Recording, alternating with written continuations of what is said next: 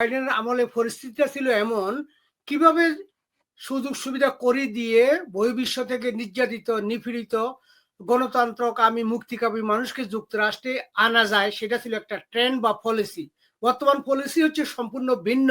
কিভাবে যুক্তরাষ্ট্র থেকে যারা আছে তাদেরকে বের করে দেওয়া যায় এবং নতুন অভিবাসী ভিজিট ভিসা, স্টুডেন্ট ভিসা যাতে না আসতে পারে সেই বাধা সৃষ্টি করা হলো ট্রাম্প অ্যাডমিনিস্ট্রেশনের একটা ট্রেন্ড বা একটা পলিসি, একটা মেমোরেন্ডাম দিয়ে সমস্ত কেবল নোটিফিকেশন দিয়ে সমস্ত বহির্বিশ্বের দূতাবাসকে ডিপার্টমেন্ট অফ স্টেট বলে দিয়েছে স্টুডেন্ট বিষয় হোল্ড রাখার জন্য এবং ফিউচারে যারা আসবে তাদের জন্য স্ট্রিক্ট স্ক্রুটিনি করার জন্য, যাতে করে তারা এখানে আসতে না পারে এবং তারা ভেরি জেলাস এবং তারা ভেরি শঙ্কিত।